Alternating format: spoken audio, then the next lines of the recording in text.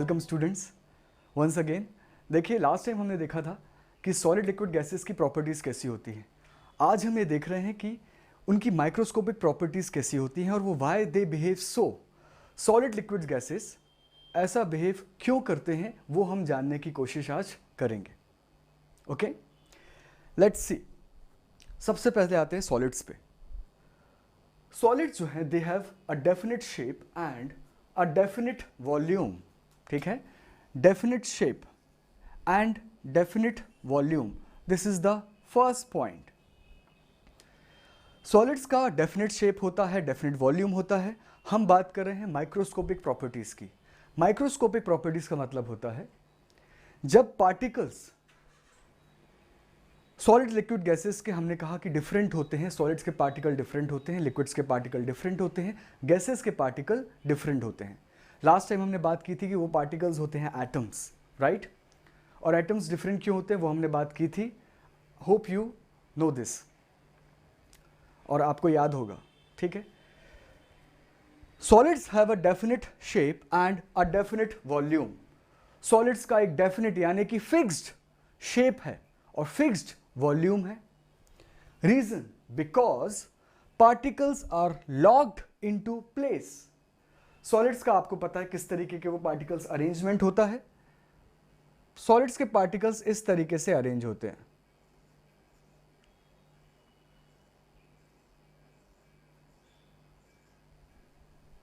Right? तो particles जो हैं वो एक जगह पर लॉक्ड हैं। लॉक्ड का मतलब होता है दे कैन नॉट मूव। वो लॉक्ड हैं, वो मूव नहीं कर सकते। क्योंकि लॉक क्यों है? एक इतना कंजेस्टेड जगह है जहां पर वो टाइटली पैक्ड है। दे कैन नॉट मूव, वो मूव नहीं कर सकते, इसीलिए वो लॉक्ड हैं एक जगह पर। जब वो एक जगह पर लॉक्ड हैं, जैसे कि ये सॉलिड है, सारे पार्टिकल्स एक जगह पर लॉक्ड है, वो मूव नहीं कर सकते, इसीलिए सॉलिड्स का एक डेफिनेट वॉल्यूम होता है। वॉल्यूम का मतलब वो जितना स्पेस ऑक्यूपाई करेगा। इस सॉलिड को मैं कहीं भी रख दूं स्पेस में, ये हमेशा इतना ही वॉल्यूम ऑक्यूपाई करेगा जितना कि इसका वॉल्यूम है। एक बार हमने वॉल्यूम का मेजरमेंट कर लिया किसी सॉलिड का and that is fixed, right? And definite shape, एक फिक्स शेप है इसका। क्यों? क्योंकि मॉलिक्यूल जो है वो इतने टाइटली, फोर्स ऑफ अट्रैक्शन इतना स्ट्रांग है कि they are tightly packed in one place. वो एक जगह पर मूव नहीं, एक ही जगह पर फिक्स्ड है और वो मूव नहीं कर सकते हैं। Solids have a definite shape, definite volume because particles are locked into place. Particles एक स्पेस में, एक जगह पर फिक्स हैं। क्लियर? हमने इस पॉइंट को देख लिया। Second, solids do not flow easily because the particles cannot move or slide past one another. हमने देखा था कि सॉलिड जो हैं वो मूव नहीं कर सकते अपनी प्लेस पे। हमने जो लास्ट एग्जांपल देखा था कि अगर मैं एक टेबल लूँ, टेबल के ऊपर मैं डस्टर रख देता हूँ, मैं उस जगह पर कई सालों बाद भी वापस आऊँगा तो डस्टर वहीं पर होगा जहाँ पर मैंने रखा था। क्यों? क्योंकि डस्टर एक सॉलिड है। टेबल जहां पर रखी थी वहीं रखी होगी। क्यों? टेबल एक सॉलिड है। सॉलिड्स अपनी जगह से मूव नहीं कर सकते, इसका मतलब है कि वो फ्लो नहीं कर सकते। ठीक है, मैं कुछ पॉइंट्स लिखता जा रहा हूं, उसको आप एक्सप्लेनेशन उसका दे रहा हूं, आप उसको नोट करते जाइए। एक प्रॉपर्टी होती है fluidity.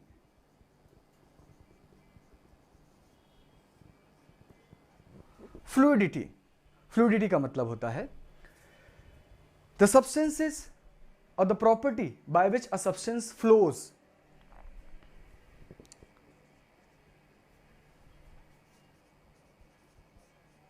The property by which a substance flows. Fluidity एक प्रॉपर्टी है, जैसे कि लास्ट आपने 8th क्लास में पढ़ा होगा, मेटल्स की प्रॉपर्टी होती है। अगर आप उसको किसी अदर मेटल से बीट करते हो तो they produce a ringing sound. इस प्रॉपर्टी को बोलते हैं sonority and the metals are called sonorous. वैसे ही प्रॉपर्टी इज फ्लूइडिटी। सॉलिड्स में कौन सी प्रॉपर्टी नहीं होती है? Fluidity, because they do not flow. तो हम प्रॉपर्टी को डिस्कस कर रहे हैं, फ्लूइडिटी एक प्रॉपर्टी का नाम है। The property by which a substance flows, ये किस किस के द्वारा शो की जाती है? लिक्विड्स के द्वारा एंड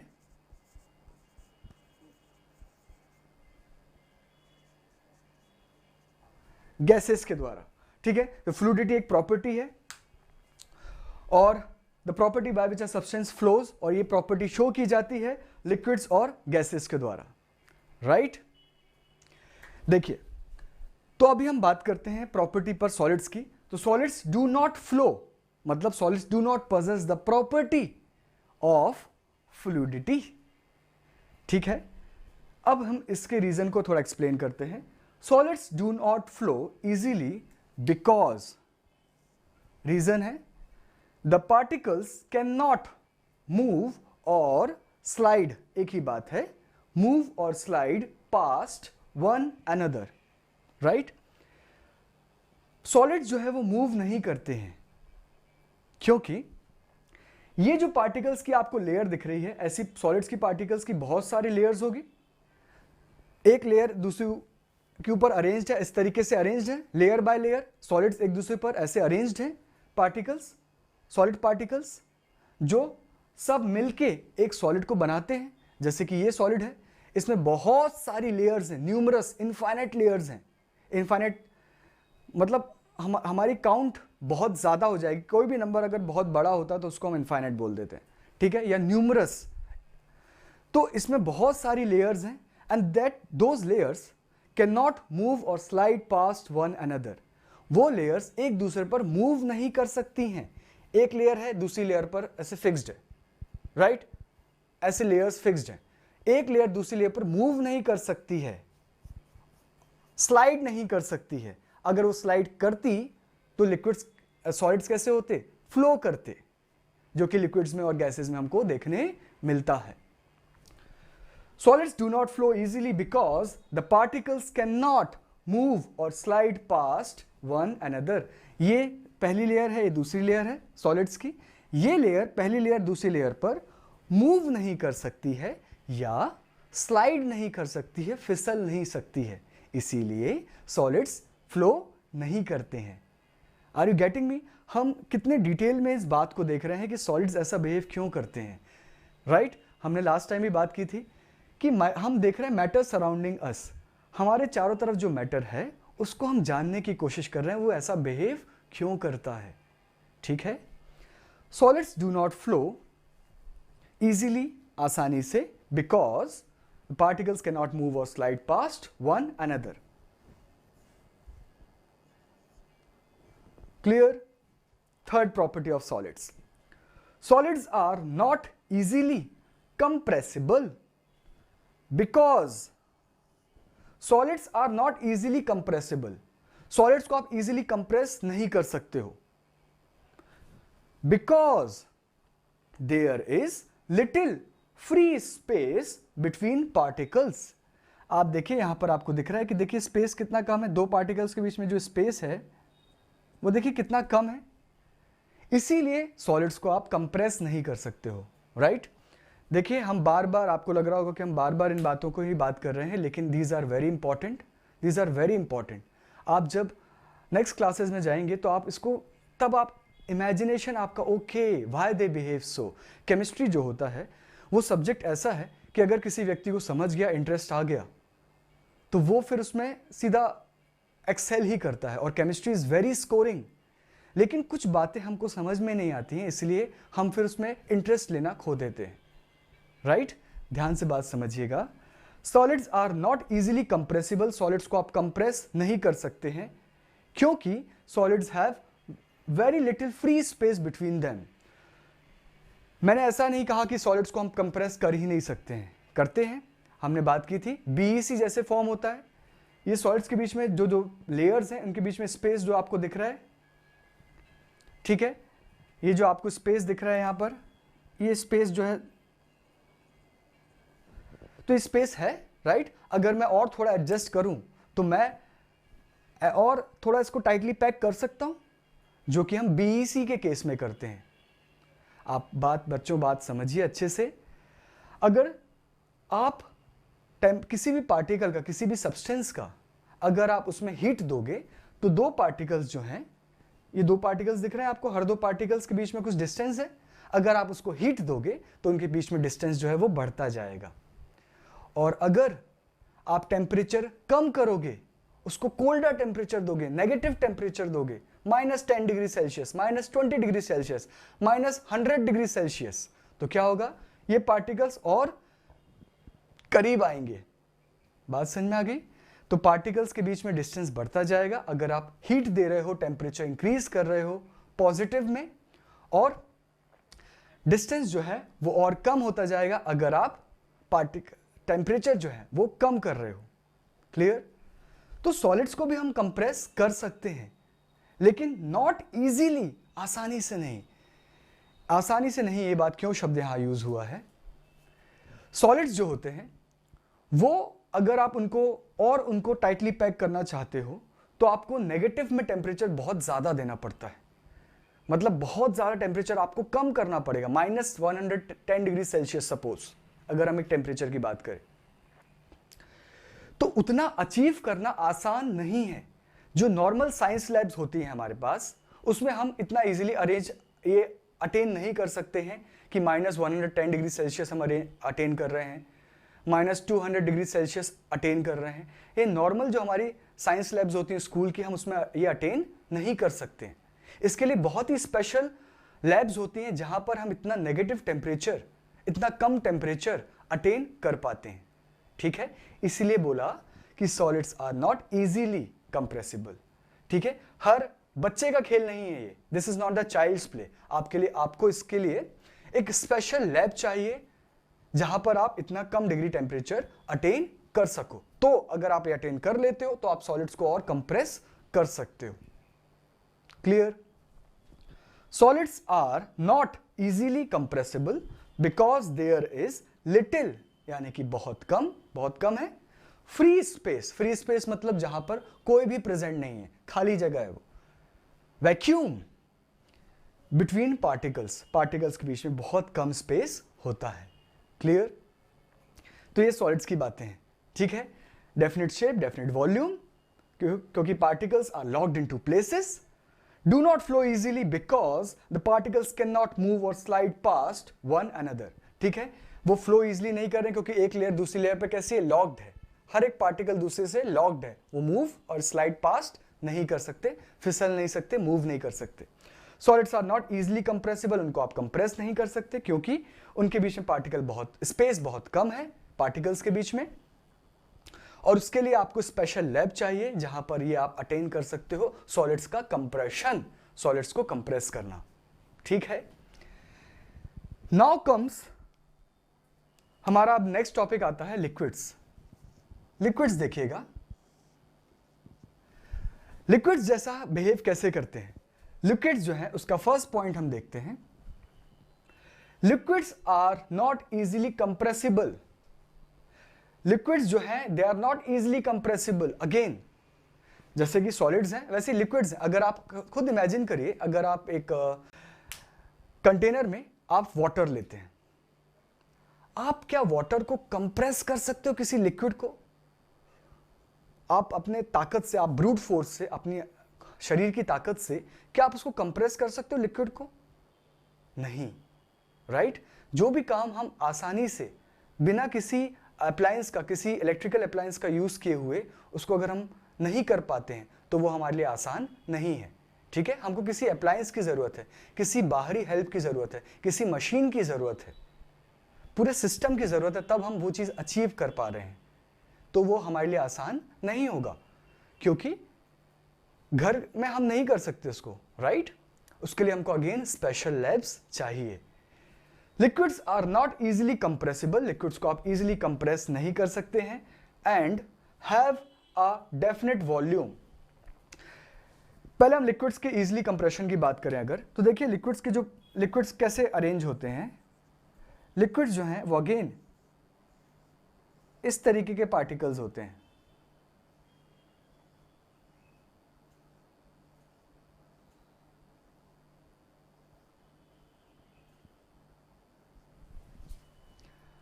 दिख रहा है आपको यहां पर क्लियर?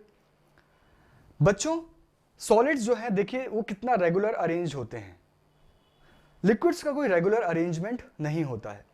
देखिए कितना रैंडमली अरेंज्ड है वो। और again they are not easily compressible, क्योंकि जो स्पेस, जो फोर्स ऑफ अट्रैक्शन है वो उनमें इतना ऑलरेडी इतना ज्यादा है, अब आप आसानी से उनको कंप्रेस नहीं कर पाओगे। अगेन क्योंकि ये देखिए अगर हल्का सा ये जो स्पेसेस आपको दिख रहे हैं कि भाई हम कंप्रेस तो कर सकते हैं, लेकिन ये आपको नेकेड आई से विजिबल नहीं होगा। अगर ये कंप्रेस हो भी जाएगा तो आपको विजिबल नहीं होगा। Liquids are not easily compressible, क्योंकि अगेन देखिए उनके बीच में स्पेस आपको दिख रहा होगा, लेकिन स्पेस देखिए अगेन काफी कम है। ये देखिए कितना कम स्पेस है। तो again liquids are not easily compressible. आपको बच्चों बात समझ में आ रही है? इजीली कंप्रेसिबल का मतलब क्या है कि अगर हम उसको घर बैठे हम हाथ से ही उसको कर दें कोई काम तो वो हमारे लिए आसान है, और हमको अगर मशीन्स की, स्पेशल लैब्स की जरूरत है तो वो हमारे लिए आसान नहीं है। Now and liquids have a definite volume. Liquids का एक डेफिनेट वॉल्यूम होता है। ऐसी आप बात समझिए, डेफिनेट वॉल्यूम का मतलब क्या है? डेफिनेट वॉल्यूम का मतलब है एक फिक्स वॉल्यूम। अगर मैं कंप्रेस करके उसको घटा सकता हूं, डिक्रीज कर सकता हूं, तो मैं बोलूंगा कि भाई इसका वॉल्यूम जो है वो डेफिनेट नहीं है, फिक्स नहीं है। मैं दबाता हूं तो वॉल्यूम कम हो जाता है, प्रेशर रिलीज करता हूं, हाथ हटाता हूं तो फिर से वापस अपनी जगह पर चला जाता है, तो वॉल्यूम जो है वो कम ज्यादा हो रहा है। लेकिन लिक्विड्स में ऐसा नहीं हो रहा है। क्यों? क्योंकि हम अगर हाथ से इसको प्रेस करें तो हम we can not compress it, right? वही तो हमने बात की। इसीलिए हम कहते हैं कि लिक्विड्स का कोई डेफिनेट वॉल्यूम है, क्योंकि हम उसको हाथ से घटा बढ़ा नहीं सकते हैं। क्लियर? अब देखिए इन दोनों बातों का रीजन क्या है। Because there is little free space between particles. जैसे कि सॉलिड्स में था, लिक्विड्स में भी वैसे ही है। दो पार्टिकल्स के बीच में जो फ्री स्पेस है वो काफी कम है। क्लियर? तो हम उसको फर्दर कंप्रेस हाथ से नहीं कर सकते हैं। Are you getting me? Great. Clear? अब देखिए आपको ये फर्स्ट पॉइंट क्लियर हो गया।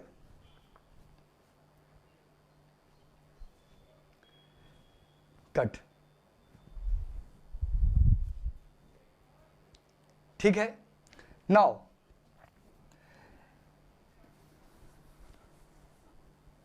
आप ये सारी बातें नोट करते जाइए। मैं आपको इसलिए इतना टाइम दे रहा हूं ताकि आप एक एक बात को नोट इजीली कर सकें। नेक्स्ट बात ध्यान दीजिएगा। क्लियर हो रहा है? हमने समझ लिया point. Okay, next point. Liquids have indefinite shape because particles can slide past one another. ध्यान दीजिए, सॉलिड्स और लिक्विड्स में डिफरेंस क्या है? Main, solids have definite shape, definite volume, ठीक है, लेकिन लिक्विड्स का एक डेफिनेट वॉल्यूम तो है। डेफिनेट वॉल्यूम का मतलब क्या है? लिक्विड्स हैव डेफिनेट वॉल्यूम मतलब अगर आप 1 लीटर का तेल का पाउच लेके आते हैं, ऑयल का पैकेट लेके आते हैं मार्केट से, और उसको आप कंटेनर में जब ट्रांसफर करते हो तो दोनों टाइम वो 1 लीटर ही है। जब आप लेके आए थे तब भी 1 लीटर था, आपने कंटेनर में ट्रांसफर किया तो भी वो 1 लीटर है। इसका मतलब उसका जो वॉल्यूम है वो डेफिनेट है, फिक्स्ड है। क्लियर? लेकिन एक डेफिनेट शेप नहीं है। आप देखिए शेप, देखिए शेप की हम बात कर रहे हैं। जब हम ऑयल पैकेट में था तो उसका शेप अलग था, लेकिन जब हमने कंटेनर में ट्रांसफर किया तो उसने जो कंटेनर था उसका शेप अटेन कर लिया लिक्विड्स ने। तो हम बोल रहे हैं कि उसका एक डेफिनेट शेप नहीं है। डेफिनेट का उल्टा होता है indefinite. Liquids have indefinite shape because particles can slide past one another. ये सॉलिड्स और लिक्विड्स में एक मेन डिफरेंस है। सॉलिड्स के जो पार्टिकल्स थे वो 2 लेयर्स एक दूसरे पर स्लाइड या मूव नहीं कर पा रही हैं, लेकिन लिक्विड्स में कैसा होता है? एक लेयर दूसरी लेयर पर स्लाइड या मूव कर सकती है। इसीलिए तो वो they possess the property of fluidity. Great, जो अभी हमने यहां पर देखा था। लिक्विड्स और गैसेस में फ्लूइडिटी की प्रॉपर्टी होती है। फ्लूइडिटी का मतलब है कि एक लेयर दूसरी लेयर पर स्लाइड हो सकती है, मूव हो सकती है। ये किस में शो होती है? लिक्विड्स में. Liquids have indefinite shape because particles can slide past one another. Liquids की जो लेयर्स हैं वो एक लेयर दूसरी लेयर पर मूव कर सकती है. ये लेयर दूसरी लेयर पर ऐसे मूव हो सकती है. ये यहां जा रही है, ये यहां जा रही है. They can do so, right? Liquids can do so. इसीलिए दे फ्लो, इसीलिए लिक्विड फ्लो करता है. Now the third property of liquids is, liquids जो है, liquids can flow. Liquids can flow, liquids flow कर सकते हैं. क्यों? कि अब भी हमने बात की कि एक लेयर दूसरी लेयर पर स्लाइड या मूव हो सकती है. क्लियर हो रहा है? Liquids can flow because one layer of particles can move or slide past one another. Liquids can flow. Liquids flow कर सकते हैं because, क्योंकि one layer of particles can move or slide past one another. Liquids की एक layer दूसरी layer पर move कर सकती है या स्लाइड कर सकती है, फिसल सकती है, इसीलिए दे फ्लो. क्लियर? तो these are the properties of solids and liquids. और हमने इनका सभी का आंसर देखा. देखिए बच्चों, आपके जो आंसर्स होने चाहिए बिल्कुल परफेक्ट होने चाहिए, इसलिए हमने इन प्रॉपर्टीज को इतना डिटेल में डिस्कस किया है. क्लियर? नेक्स्ट हमारे प्रॉपर्टीज आती हैं microscopic properties of gases, BEC and plasma. Now next properties of gases. ध्यान दीजिएगा, अभी आप इस बोर्ड पर ध्यान मत दीजिए, पहले यहां पर एक फोकस करिए. क्लियर? जो मैं पॉइंट्स आपको बोल रहा हूं बस आप वहां फोकस करिए, आपके एक एक पॉइंट्स क्लियर होते जाएंगे. Now comes gases. गैसेस की अगर हम बात करें, सबसे पहला पॉइंट है gases are easily compressible because there is a great deal of free space between particles. आपको पता है गैसेस के पार्टिकल्स किस तरीके से अरेंज होते हैं?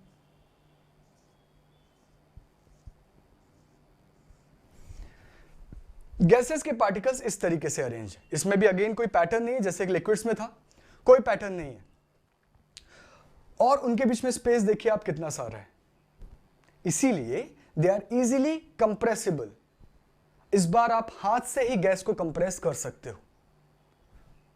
हमको किसी मशीन की किसी साइंटिफिक लैब की जरूरत नहीं है, इसीलिए हम क्या बोल रहे हैं? They are easily compressible. Easily word का मीनिंग अभी आप समझ गए कि जो काम हम आसानी से कर सकते हैं, it is called, it is easy for us, right? हमको किसी मशीन की स्पेशल लैब की जरूरत नहीं है, तो वो हमारे लिए कठिन है. Gases are easily compressible. आप गैसेस को कंप्रेस कर सकते हो. आपने खुद देखा होगा, एक बलून है, उसमें हवा भरी हुई है, ठीक है, फूला हुआ बलून था, उसको आप प्रेस कर सकते हो, राइट? क्यों? क्योंकि गैसेस, बलून में क्या भरा हुआ है? गैस. और आप गैस को कंप्रेस कर सकते हो ब्रूट फोर्स से, हाथ की ताकत से. ठीक है? Gases are easily compressible because, अब इसका reason, there is a great deal of free space between particles.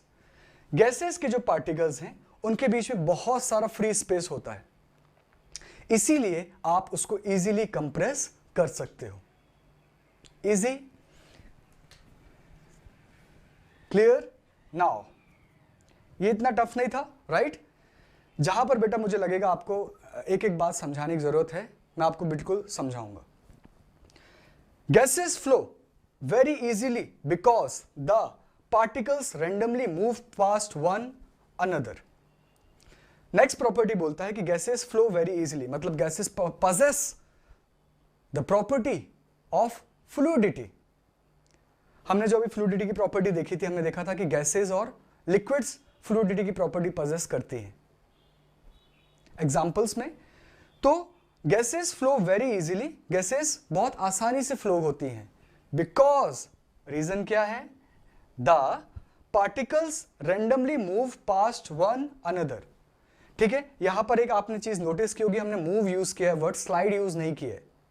Slide word हम तब यूज करते हैं जब मॉलिक्यूल्स कांटेक्ट में है या पार्टिकल्स कांटेक्ट में है। पार्टिकल्स कांटेक्ट में है तब स्लाइड की बात आती है, तब वो एक दूसरे पर स्लाइड करेंगे। अब एक पार्टिकल यहां है, एक पार्टिकल यहां है और दोनों मूव हो रहे हैं, तो हम स्लाइड वर्ड यूज नहीं करेंगे, हम मूव वर्ड यूज करेंगे। इमेजिन कर पा रहे हैं आप, पार्टिकल्स अगर लेयर दो लेयर्स कांटेक्ट में होती तब वो स्लाइड करती, जैसे लिक्विड्स के केस में होता है जैसा। Gases flow very easily because the particles randomly word का हमने देखा था मीनिंग, गैसेस की प्रॉपर्टी होती है दे मूव रेंडमली, जिसको कि हम ब्राउनियन मोशन कहते हैं। Randomly move past one another, एक पार्टिकल दूसरे पार्टिकल से कोई कांटेक्ट उसका नहीं है तो स्लाइड की बात नहीं आएगी। दे मूव, वो मूव करते हैं। रेंडमली, जिगजैग, कोई पैटर्न नहीं है, रेंडमली मतलब हो तो कोई पैटर्न नहीं है, they are just moving past one another.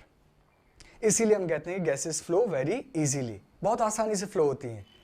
Last time हमने एग्जांपल देखा था, इंसेंस स्टिक अगर मैं एक कॉर्नर पर रख दूं या कोई भी परफ्यूम एक कॉर्नर पर कोई यूज कर रहा है तो वो उसकी जो स्मेल है वो आप तक कुछ सेकंड्स में पहुंच जाएगी, क्योंकि जो परफ्यूम के मॉलिक्यूल्स थे या इंसेंस स्टिक्स के जो मॉलिक्यूल्स थे वो आप तक पहुंच जाएंगे विद इन सेकेंड्स, क्योंकि गैसेस फ्लो वेरी इजीली, बहुत आसानी से फ्लो होती हैं। और इस बार तो हमको कोई काम भी नहीं करना पड़ेगा, हमको कुछ करना नहीं पड़ेगा। They move on their own, gases move on their own. ये पॉइंट भी हमने समझ लिया। Third point of gases is gases have an indefinite shape. Gases का एक इनडेफिनिट शेप होता है। इनडेफिनिट का मतलब होता है कि जो फिक्स नहीं है।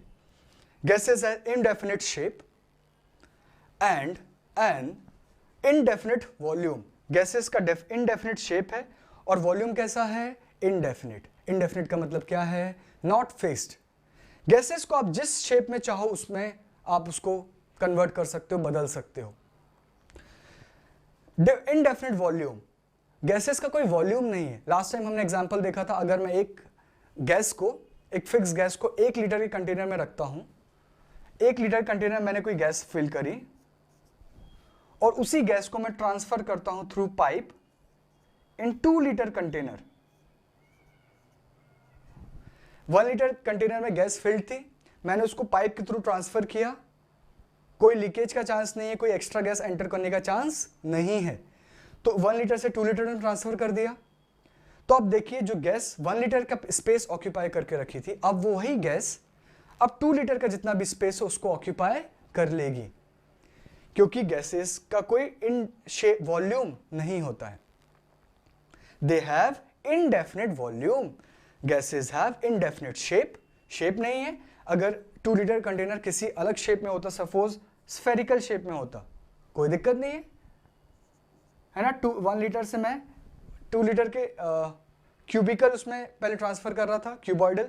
नाउ मैंने अभी स्फेरिकल में ट्रांसफर किया, again gas will occupy this whole 2 litre space and this spherical shape. तो gases have indefinite shape, definite shape नहीं है, कोई फिक्स शेप नहीं है, और वॉल्यूम भी डेफिनिट या फिक्स्ड नहीं है। Because reason, because the particles can move past one another. Particles move कर सकते हैं और वो अपने जितना भी आपने स्पेस दिया उसको एक्वायर कर लेंगे, उसको अटेन कर लेंगे, उसमें अपने आप को एडजस्ट कर लेंगे। Clear? These are the points of gases. ठीक है, आई होप आपको सारी बातें क्लियर हैं, है ना, राइट? देखिए, अभी बात आती है प्लाज्मा की।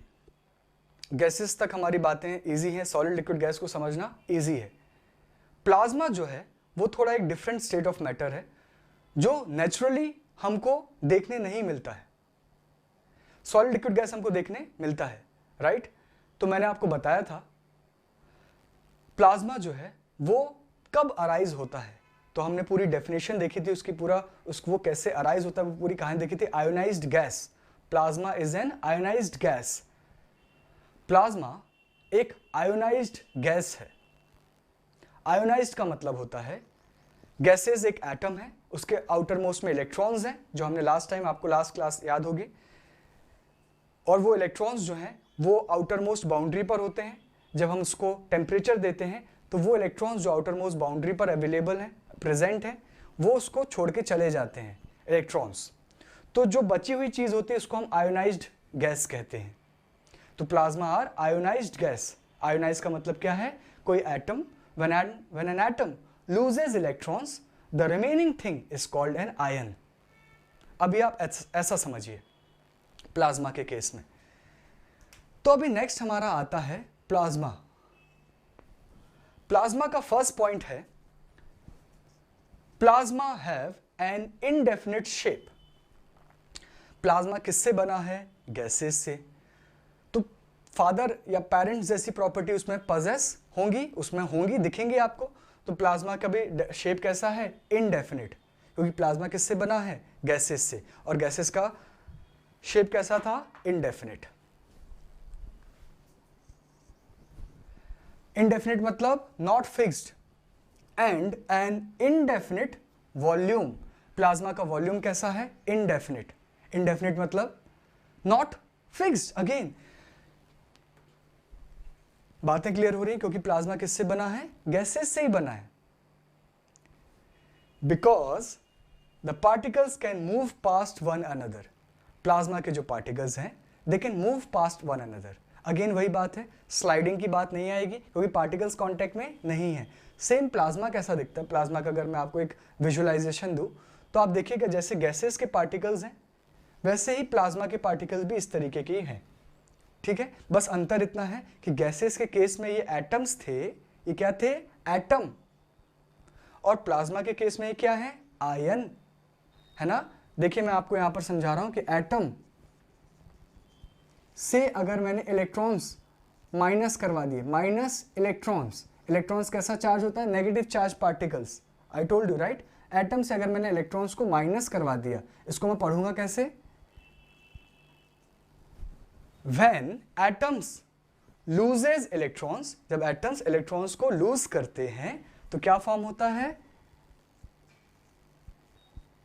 आयन। क्या फॉर्म होता है, आयन। तो plasma had an indefinite shape and indefinite volume because the particles can move past one another. Plasma के केस में ये सेम डायग्राम है, लेकिन यहां पर अभी ये कौन है, आयंस। प्लाज्मा किससे बनता है, आयन से। सॉलिड, लिक्विड, गैस ये किससे बनते हैं, पार्टिकल से, एटम से। पार्टिकल्स को ही हम एटम बोलते हैं। ठीक है, अभी हम आपने एटम को अभी नहीं पढ़ा, इसलिए हम उन एटम्स को हम पार्टिकल वर्ड यूज कर रहे हैं। लेकिन सॉलिड, लिक्विड, गैस किससे बने, एटम से। लेकिन प्लाज्मा किससे बना है, आयन से। क्लियर। तो अगर आयंस, अब देखिए आयंस भी जो है वो they can move past one another, ions भी मूव कर सकते हैं जस्ट लाइक गैसेस। इसीलिए प्लाज्मा का कोई फिक्स शेप नहीं है और फिक्स वॉल्यूम नहीं है। सेम जो स्टोरी है वो प्लाज्मा के केस में भी एप्लीकेबल है। नाउ ठीक है, बात समझ में आ रही है। Second, plasma are easily compressible. Plasma को आप इजीली कंप्रेस कर सकते हो, जैसे कि आप इजीली कंप्रेस करते थे गैसेस को। क्लियर।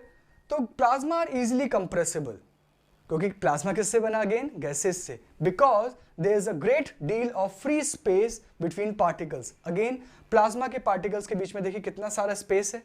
प्लाज्मा बना आयन से है और गैसेस किससे बनी है, एटम से। ये मेन डिफरेंस है, याद रखिएगा। तो अगेन लेकिन उनके बीच में बहुत सारा स्पेस है, तो आप उसको कंप्रेस कर सकते हो। तो प्लाज्मा आर इजीली, आसानी से कंप्रेस कर सकते हो। Are you getting me. ये पॉइंट भी हमने समझ लिया, क्योंकि बिल्कुल सेम है जैसा हमने गैसेज में समझा था। नाउ थर्ड पॉइंट,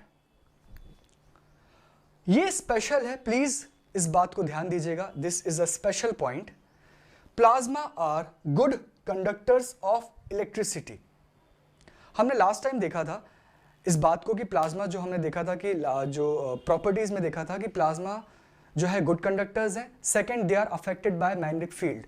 प्लाज्मा का रास्ता है, आपने रास्ते में मैग्नेटिक फील्ड अरेंज कर दी तो प्लाज्मा क्या करेगा, अपना रास्ता चेंज कर सकता है, अपने रास्ते से डाइवर्ट हो सकता है। क्लियर? तो इसी को बोलते हैं कि वो मैग्नेटिक फील्ड का उसको असर हो गया। लेकिन गैसेस, सॉलिड्स और लिक्विड्स में ऐसा नहीं होगा। सॉलिड लिक्विड गैसेस जो हैं उनके रास्ते में अगर आपने मैग्नेटिक फील्ड अरेंज की है तो उनका रास्ता डाइवर्ट नहीं हो रहा है या ऐसा कुछ चेंज हमको देखने नहीं मिल रहा है जैसा प्लाज्मा के केस में हो रहा है। प्लाज्मा के केस में अगर प्लाज्मा रास्ते से जा रहा था, आपने रास्ते में क्या की, मैग्नेटिक फील्ड रख दी, तो प्लाज्मा का जो मूवमेंट है, स्पीड है, हो सकता है स्पीड स्लो हो जाए, या उसका डायरेक्शन यहाँ था अभी डायरेक्शन चेंज हो गया, पहले यहाँ जाते आते अभी यहाँ जाने लगा। तो मैग्नेटिक फील्ड जो है वो प्लाज्मा पर असर करती है। क्लियर? बेटा इनको आप डिटेल में हायर क्लासेस में पढ़ेंगे, पहले इन बातों को आप समझते जाइए। अगर आपका ये क्वेश्चन आता है तो मैं आपको इसी क्लास में, आप कमेंट सेक्शन में आप मेरे को मेंशन कर दीजिएगा तो मैं आपको नेक्स्ट क्लास में फिर आपको समझा दूंगा। Plasma are good conductors of electricity. ये गुड कंडक्टर हैं इलेक्ट्रिसिटी के प्लाज्मा, पहली बात। दूसरी बात, they are affected by magnetic fields, और मैग्नेटिक फील्ड्स का उन पे असर होता है because they are composed of ions. Plasma किससे बना है? आयन से। आयंस जो है एक चार्ज पार्टिकल है। चार्ज का मतलब होता है, बहुत प्यार से समझिएगा, मैं आपको एटम्स और आयन थोड़ा प्यार से समझा रहा हूं, प्लीज ध्यान दीजिएगा। मैं क्या करता हूं, आपको ना ये सारी चीजें रब कर देता हूं, पहले प्लाज्मा आपको डिटेल में थोड़ा सा बेसिक्स बता देता हूं तो आपको ये जो आपको पिक्चर है ये क्लियर हो जाए। ओके, ध्यान दीजिएगा। देखिए प्लाज्मा जो वो बोलता है कि जो प्लाज्मा है वो कैसा है। प्लाज्मा को हम डिटेल में समझते हैं। क्यों समझ रहे हैं? क्योंकि सॉलिड लिक्विड गैस तो हम बचपन से देखते आ रहे हैं, पढ़ते आ रहे हैं, हमने कई बुक्स में देखा है। प्लाज्मा के बारे में हम डिटेल में देखते हैं। प्लाज्मा कैसे फॉर्म हुआ, प्लीज आप ध्यान से देखिएगा। एक एटम हम बात करते हैं, मैंने लिखा कि एटम जब इलेक्ट्रॉन लूज करता है, बेटा हम लूज को माइनस साइन से डिनोट करते हैं, दिस इज माइनस, है ना, माइनस, या मैं नीचे यहां पर लिख देता हूं लूज इलेक्ट्रॉन्स, और सिंबल कैसे बनाएंगे हम, ऐसा। जो एक इक्वेशन होती है उसमें हम कम से कम बातें लिखते हैं और सिंबल्स का यूज करते हैं। तो एटम्स लूज इलेक्ट्रॉन या माइनस इलेक्ट्रॉन, तो आपको क्या मिलेगा, आयन। क्लियर? एटम कैसा था, अब देखो अब हम इसको डिटेल में समझते हैं। एटम कैसा था,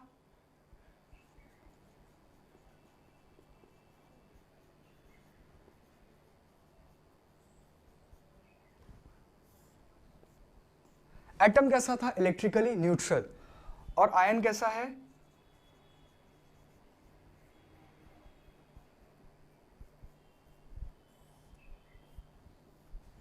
अब हम इन बातों को ध्यान से समझते हैं। एटम जो है वो इलेक्ट्रिकली न्यूट्रल है, इसका अर्थ क्या है? मैंने आपको पिछली क्लास में बताया था, एटम जो होता है वो इस तरीके का शेप होता है, एक न्यूक्लियस होता है और न्यूक्लियस के अंदर प्रोटॉन्स रहते हैं जो कि पॉजिटिव चार्ज होते हैं, और एंड कौन रहता है, न्यूट्रॉन्स रहते हैं जो कि न्यूट्रल चार्ज होते हैं। ये दो लोग है ना, एटम तीन पार्टिकल से मिलकर बनता है। एटम किससे मिलकर बनता है, इलेक्ट्रॉन से, प्रोटॉन से और न्यूट्रॉन से। एटम इन तीन पार्टिकल से मिलकर बनता है। इलेक्ट्रॉन्स होते हैं नेगेटिव चार्ज, प्रोटॉन्स होते हैं पॉजिटिव चार्ज और न्यूट्रॉन्स होते हैं नो चार्ज। इन तीन पार्टिकल से मिलकर क्या बनता है, एक एटम बनता है। अब एटम के अंदर अब उसका हम अरेंजमेंट देखें कि इलेक्ट्रॉन्स कहां रहते हैं, प्रोटॉन्स कहां रहते हैं, न्यूट्रॉन्स कहां रहते हैं। प्रोटॉन्स और न्यूट्रॉन्स रहते हैं न्यूक्लियस के अंदर। एक सेंटर है, एक सर्कुलर, एक स्फेरिकल, एक बॉल है, उसके अंदर एक छोटी सी बॉल है, जिस बॉल के अंदर दो लोग रहते हैं। और इस बाउंड्री पर, मतलब आउटर में कौन रहते हैं, इलेक्ट्रॉन्स। बाहर कौन रहता है? इलेक्ट्रॉन्स। अब मैंने यहां पर वर्ड यूज किया कि एटम जो होते हैं इलेक्ट्रिकली न्यूट्रल होते हैं। इसका अर्थ क्या है ध्यान दीजिएगा। किसी भी एटम में जितने इलेक्ट्रॉन्स होते हैं, इसको मैं डिटेल में लिख रहा हूं, देखिए, in any atom number of electrons is equal to number of protons. किसी भी एक एटम में जितने इलेक्ट्रॉन्स होंगे उतने ही प्रोटॉन्स होंगे। ठीक है, मैंने आपको लास्ट टाइम बताया था, थोड़ा अपन फिर से इसको रिवाइज करते हैं कि बहुत सारे एटम्स हैं, बहुत डिफरेंट एटम्स हैं। मैंने 118 डिफरेंट एटम्स की खोज कर ली है, डिस्कवर कर लिया, इन्वेंट नहीं किया। मैंने अगेन आपको बताया था, इन्वेंट जो है वर्ड हम यूज करते हैं जब हमने उसको खुद बनाया है। तो हम इन्वेंट वर्ड यूज करते हैं। और डिस्कवर कब यूज करते हैं? कि वो ऑलरेडी प्रेजेंट था, बस मैंने उसको ढूंढा, अच्छा ये यहां छुपा था, मैंने उसको खोजा, मैंने उसको फाइंड किया, तो मैं क्या वर्ड यूज करूंगा? डिस्कवर। और अगर मैं खुद बनाऊंगा तो इन्वेंट यूज करूंगा। तो मैंने 118 डिफरेंट एटम्स की डिस्कवरी कर ली है। हर एक एटम दूसरे एटम से अलग है। हाइड्रोजन का नाम सुना है, chlorine, helium, calcium, magnesium, nitrogen, phosphorus, sulphur, ये बेसिक नाम आपने सुने। हर एक क्या अलग अलग एटम है। फास्फोरस का एटम है, सल्फर का एटम है, क्लोरीन का एटम है। तो हर एक एटम, पहले हमने बात की थी, आपको लास्ट टाइम बताया था कि हर एक एटम दूसरे एटम से अलग कैसे है। हर एक एटम में number of electrons, number of protons, number of neutrons अलग अलग होते हैं। क्लोरीन में इलेक्ट्रॉन्स, प्रोटॉन्स, न्यूट्रॉन्स अलग हैं नंबर, और सल्फर में सपोज इलेक्ट्रॉन्स, प्रोटॉन्स और न्यूट्रॉन्स अलग हैं। इसीलिए क्लोरीन और नाइट्रोजन का जो एटम है वो अलग है। क्यों? क्योंकि इसमें नंबर ऑफ न्यूट्रॉन्स, प्रोटॉन्स और इलेक्ट्रॉन्स कैसे हैं? अलग अलग हैं। इसलिए हर एक एटम अलग है। लेकिन किसी भी एक एटम में इलेक्ट्रॉन्स जितने होंगे उतने ही प्रोटॉन्स होंगे। हर एक एटम अलग अलग है। क्यों? क्योंकि उसमें number of electrons, protons, neutrons अलग अलग है। लेकिन अगर हम एक एटम की बात करें, एक पर्टिकुलर एक फिक्स एटम की बात करें, तो उसमें हमेशा इलेक्ट्रॉन्स और प्रोटॉन्स की संख्या सेम होती है, नंबर सेम होता है। क्लियर? अब आप इमेजिन करो, किसी व्यक्ति के पास जितना पॉजिटिव है उतना ही नेगेटिव है। मेरे पास 10 पॉजिटिव हैं, 10 नेगेटिव हैं, तो मैं कैसा हूं? न्यूट्रल हूं। हर एक पॉजिटिव एक नेगेटिव को क्या करेगा? नलीफाई करेगा, कैंसिल करेगा। +1 -1 cancel, +2 -2 cancel, answer 0। Very good. Neutral का अर्थ होता है 0। सपोज मेरे पास 10 इलेक्ट्रॉन्स थे तो -10, और प्रोटॉन्स कितने हैं? +10। तो +10 -10 क्या करेगा? एक दूसरे को कैंसिल आउट कर देगा और आंसर क्या आएगा? 0। इसका मतलब न्यूट्रल। लास्ट टाइम मैंने बताया था आपको, न्यूट्रॉन वर्ड कहां से आया? न्यूट्रल से। न्यूट्रल, जो न्यूट्रॉन होता है उस पर चार्ज 0 होता है, और वहीं से वर्ड हमने न्यूट्रल वर्ड से न्यूट्रॉन आया है। न्यूट्रल का अर्थ होता है कि 0 इज कॉल्ड न्यूट्रल। तो बात समझ में आई आपको? इलेक्ट्रिकली न्यूट्रल का मतलब क्या? इलेक्ट्रिकल का मतलब क्या है? चार्जेस, प्लस और माइनस। तो किसी भी एटम में जितने इलेक्ट्रॉन्स हैं उतने ही प्रोटॉन्स हैं। हर एक इलेक्ट्रॉन हर एक प्रोटॉन को कैंसिल करता है, और फाइनली आंसर कैसा आता है? 0। मान लीजिए 100 इलेक्ट्रॉन है, किसी एटम में 100 इलेक्ट्रॉन्स हैं, तो उतने ही प्रोटॉन्स भी होंगे। -100 + 100 कैंसिल, आंसर कितना आया? 0। बात समझ में आई? तो एक एटम कैसा होता है? इलेक्ट्रिकली न्यूट्रल होता है। लेकिन जब इसने इलेक्ट्रॉन्स को लूज कर दिया, जब आप एटम को एक और तरीके देखिएगा, एटम इलेक्ट्रॉन लूज किया, मैंने ऐसा कहानी लिखी, और वो लूज कब करेगा? when provided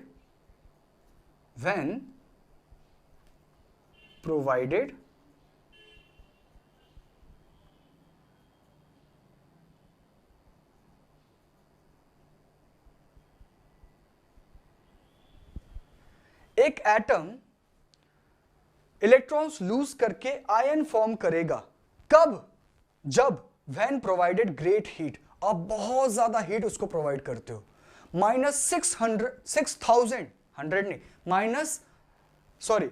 plus 6000 degree Celsius, plus 6000 degree Celsius, इतना टेम्परेचर आपने उसको दिया, तो एटम ने क्या किया, आयन फॉर्म हो गया।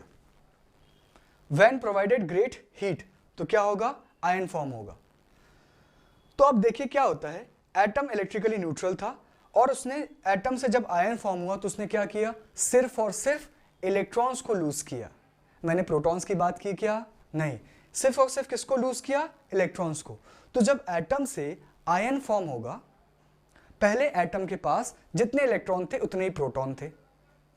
आपने क्या किया, हीट दिया बहुत ज्यादा, 6000 डिग्री सेल्सियस सपोज, तो क्या हुआ, इलेक्ट्रॉन्स छोड़ के उसको चले गए, कुछ, सब नहीं, कुछ इलेक्ट्रॉन्स उसको छोड़ के चले गए। कई बार अगर आप और ज्यादा हीट दोगे तो सारे इलेक्ट्रॉन्स भी छोड़ के चले जाएंगे, लेकिन प्रोटॉन्स छोड़ के नहीं जाएंगे। बात ध्यान से सुनिए, हीट देने पर कौन छोड़ के जाता है, जो बाहर है। बाहर कौन है, इलेक्ट्रॉन्स, प्रोटॉन्स और न्यूट्रॉन्स, है ना। प्रोटॉन्स पर अगर हम बात करें, अभी न्यूट्रॉन्स से हमको मतलब नहीं है क्योंकि न्यूट्रॉन्स नेगेटिव, नो चार्ज है। तो प्रोटॉन्स जो है वो पॉजिटिव चार्ज है, इलेक्ट्रॉन्स नेगेटिव चार्ज है, और न्यूट्रॉन्स नो चार्ज है। तो न्यूट्रॉन्स को पर कोई चार्ज ही नहीं, अगर वो छोड़ के जाते हैं या एंटर होते हैं तो उनसे कोई एटम पे कोई चार्ज नहीं आएगा, एटम पे कोई चेंज नहीं आएगा। इलेक्ट्रॉन्स प्रोटॉन्स की बात करते हैं, वो जो डिफरेंस आएगा न्यूट्रॉन्स के आने जाने से वो हम आगे क्लासेस में देखेंगे, लेकिन अभी हम इलेक्ट्रॉन्स और प्रोटॉन्स की बात कर रहे हैं। तो हीट देने पर इलेक्ट्रॉन्स छोड़ के जा रहे हैं लेकिन प्रोटॉन्स छोड़ के नहीं जा रहे हैं। तो जब हमने हीट दिया एटम्स को तो क्या हुआ, आयंस फॉर्म हुए।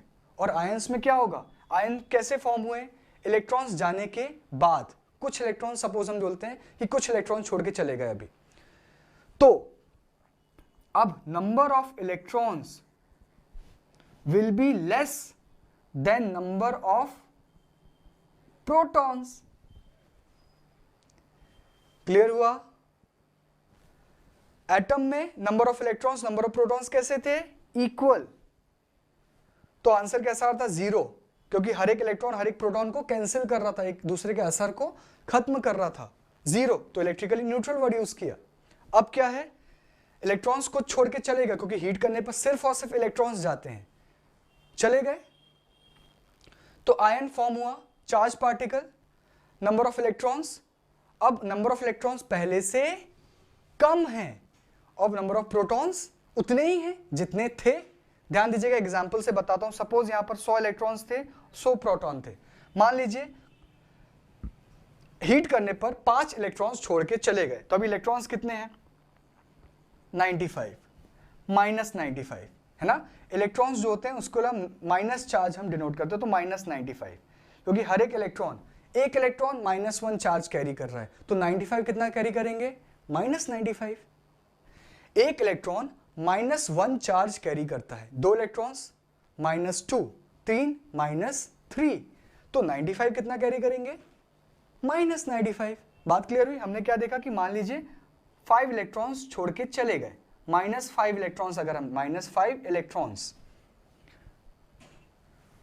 तो -95 है, और यहां पर कितना है, प्रोटॉन्स तो उतने के उतने ही हैं जितने वो थे, 100 + 100, कितना आंसर आएगा, प्लस माइनस माइनस, तो माइनस किया 5, और साइन किसका आता है, फिर हम है ना, साइन किसका आता है, जो बड़ा नंबर था, बड़ा नंबर है 100, उसके आगे प्लस है, तो +5।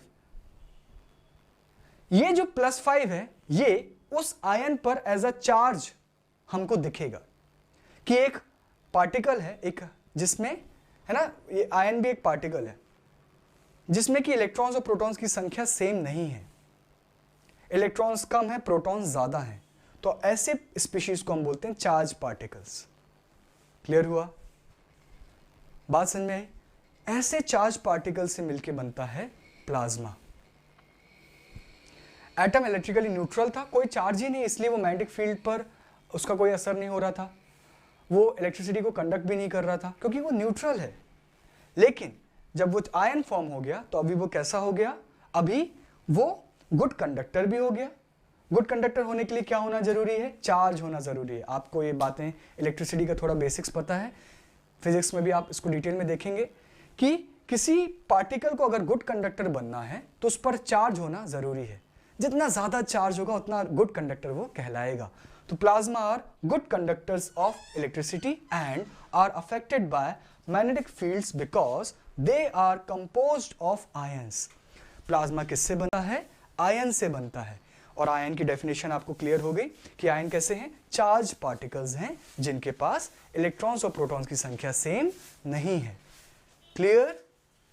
आई होप आपको ये बातें क्लियर होगी। बेटा नहीं समझा तो आप मेरे से पूछ सकते हैं। Okay, now the last state of matter, BEC, Bose Einstein condensate.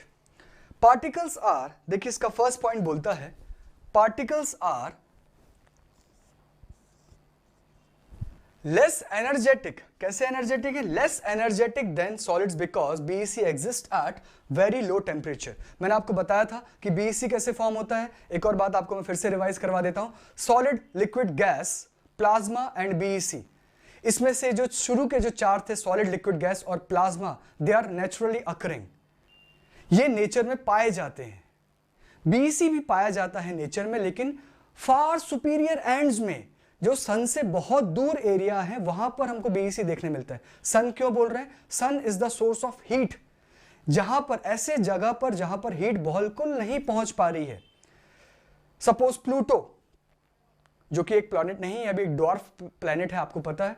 तो ऐसी जगह जहां पर सन की रेज नहीं पहुंच पा रही, जहां पर हीट नहीं पहुंच पा रही है, वहां पर BEC फॉर्म होता है। ठीक है? BEC को हम अपने जितना यूनिवर्स हमने एक्सप्लोर किया है, तो हम BEC को हमने फार सुपीरियर एंड्स में देखा है।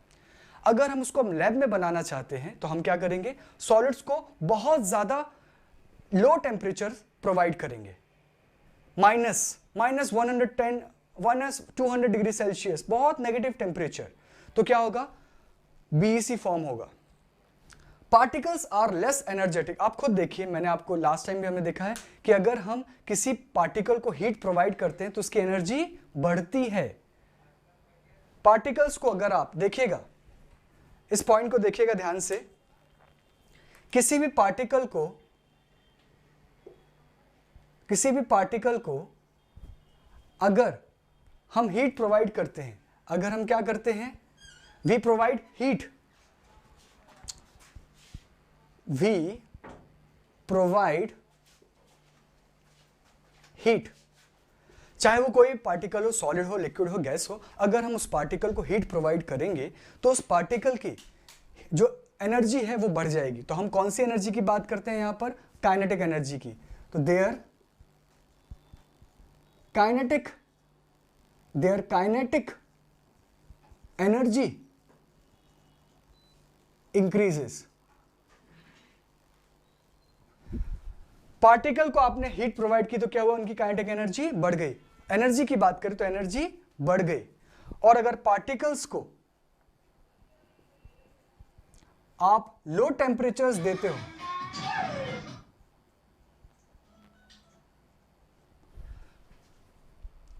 सर क्या करूं, फिर से बोलूं क्या इसको? और अगर पार्टिकल्स को आप लो टेम्परेचर देते हो, लो टेम्परेचर मतलब आपने हीट प्रोवाइड नहीं की है, इस बार आपने उसको कूलर टेम्परेचर में रखा है या फ्रीज किया है, तो क्या होगा? They lose kinetic energy,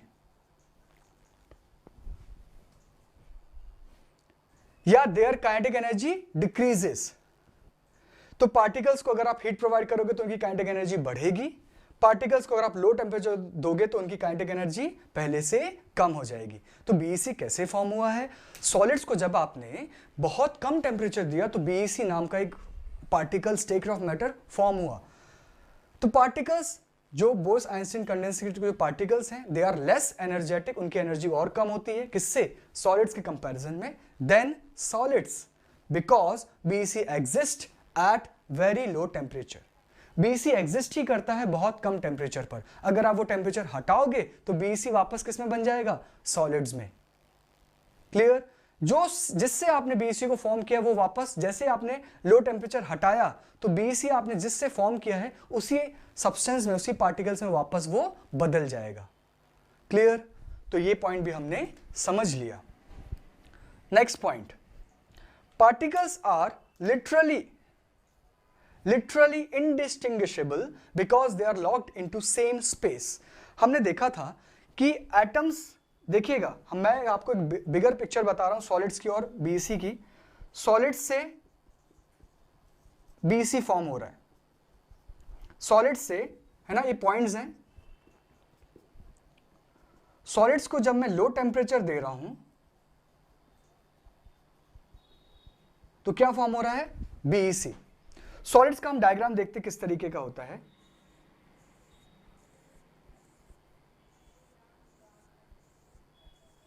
solids में पार्टिकल्स का अरेंजमेंट इस तरीके से है। क्लियर? अब बीईसी में अरेंजमेंट देखिए।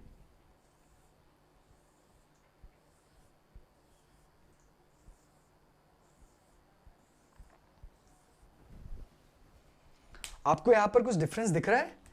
ये दिख रहा है आपको? ये देखिए,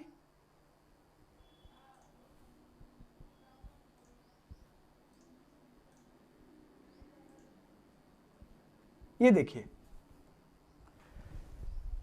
सॉलिड्स के बीच में एटम, हम मानते थे कि भाई एटम बहुत टाइटली पैक्ड हैं, लेकिन वो एक दूसरे पर ओवरलैप नहीं कर रहे थे। ओवरलैप का मतलब एक दूसरे पर मर्ज नहीं हो रहे थे, राइट? लेकिन देखिए अभी जब बीईसी फॉर्म हुआ तो एक एटम दूसरे एटम पर कैसा हो गया? ओवरलैप हो गया। तो आप इसमें बाउंड्रीज आपको नहीं क्लियर हो रही हैं कि एटम की बाउंड्री कहां से शुरू हो रही है, कहां पे खत्म हो रही है। यहां पर देखिए आपको एक एटम की बाउंड्री क्लियरली दिख रही है। अच्छा, एक एटम खत्म हुआ, फिर दूसरे एटम की बारी आई, फिर ऐसा। Atoms are distinguishable. डिस्टिंग्विशेबल के मतलब होता है आप पहचान पा रहे हो, अच्छा एक एटम है, फिर दूसरा एटम है, फिर तीसरा एटम है, चौथा एटम है। लेकिन जब सॉलिड से बीईसी फॉर्म हुआ तो एक एटम दूसरे एटम पर ओवरलैप हो गया, मर्ज हो गया। जब वो मर्ज हो गया तो अब आपको बाउंड्रीज जो है एटम की, अब आप डिस्टिंग्विश पता नहीं कर पा रहे हो। इसीलिए हमने वर्ड यूज किया डिस्टिंग्विशेबल का अपोजिट, विलोम, एंटोनिम क्या होगा? इनडिस्टिंग्विशेबल। क्या होगा? इनडिस्टिंग्विशेबल का मतलब है कि आप बाउंड्रीज पता नहीं कर पा रहे हो। तो particles are literally indistinguishable because they are locked into same space. पार्टिकल्स जो हैं वो एक दूसरे पर मर्ज हो जाते हैं एंड, लिखिएगा, and same space and overlap. Overlap का मतलब क्या होता है? एक एटम दूसरे एटम पर जब ऐसा ओवरलैप हो जाए, मतलब मर्ज हो जाए, ठीक है, दोनों की बाउंड्रीज जो है वो फ्यूज हो गई हैं। दोनों की बाउंड्रीज फ्यूज हो गई हैं। एक ग्राउंड था, दूसरा ग्राउंड था, दोनों की बाउंड्रीज कैसी हो गई? फ्यूज हो गई हैं। क्लियर? तो तब फॉर्म होता है बीईसी और आपकी ये कहानी है। ग्रेट, बात समझ में आ रही बच्चों? इमेजिन कर पा रहे हैं आप सारी चीजों को? ठीक है, चलिए आज का हम टॉपिक यहीं फिनिश करते हैं। प्लीज बच्चों, जो भी हम वीडियोस बना रहे हैं उसको आप बार बार देखिए। आपको जितने बार देखेंगे उतने बार आपको क्लियर होगा चीजें, उतने बार आपको उतनी क्लैरिटी से वो बातें समझ में आएंगी। जितने बार आप उनको रिवाइंड कर करके देखेंगे उतने बार आपको चीजें क्लियर होंगी, बात उतनी ज्यादा अच्छे से समझ में आएगी। क्लियर? नेक्स्ट टाइम हम देखेंगे सॉलिड लिक्विड गैस की जो और प्रॉपर्टीज हैं, वो तो हम सारी देख चुके हैं। अब हम इस पे जितने भी क्वेश्चंस बनते हैं वो हम चीजों को एक्सप्लोर करने की कोशिश करेंगे। Thank you.